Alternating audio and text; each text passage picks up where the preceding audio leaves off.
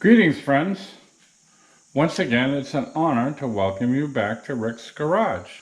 What you see before you is my old Amco brake lathe. I purchased it secondhand a number of years ago. I got it on Craigslist. It was pennies on the dollar, so I thought it'd be kind of fun to have it in my garage. The purpose of this video, I want to clear up some misconceptions about these machines. Most recently, I posted a video. I checked a rotor with my indicator for lateral runout, as you see here, and then I went ahead and cleaned it up on my brake lathe and got it to within a half a thousandths of total runout. The limit is 2.5 thousandths. When you buy a new rotor, they try to hold them within 2. Now, one of the comments I get quite frequently when I post a video where I'm using my brake lathe, they call me an old school mechanic.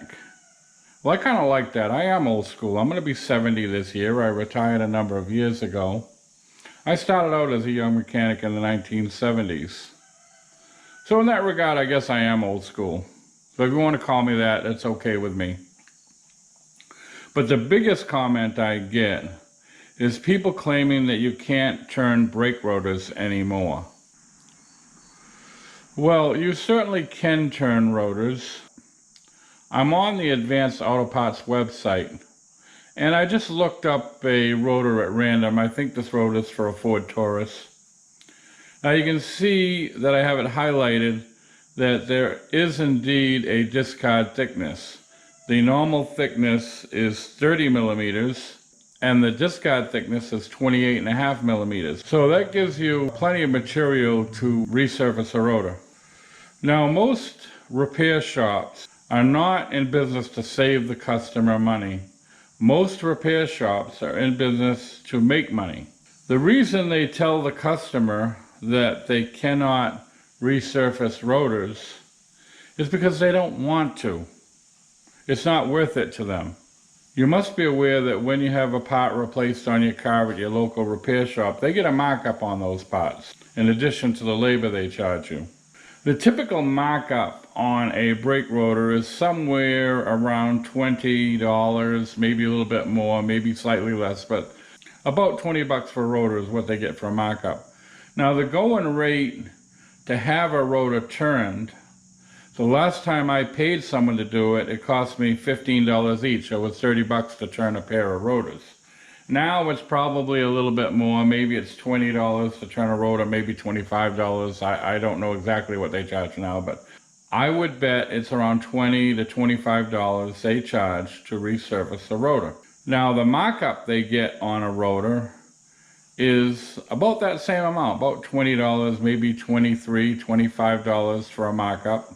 So why would they want to spend a half an hour, which it typically takes to resurface a rotor? Why would they want to spend a half an hour to make $20, maybe $25, when they can sell you a brand new rotor, slap it on your car in 5 minutes, and make the same amount of money? Doesn't make sense to them.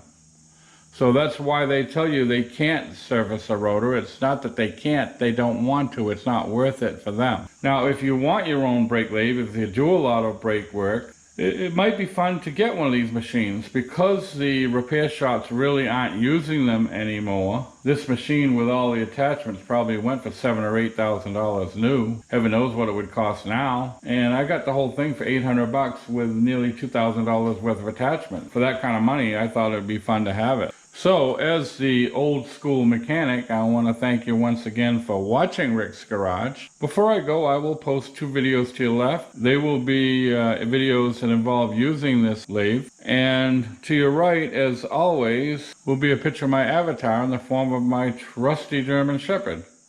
By all means, feel free to click on that should you wish to subscribe to my channel. So, thanks again for watching. We hope to see you all very, very soon.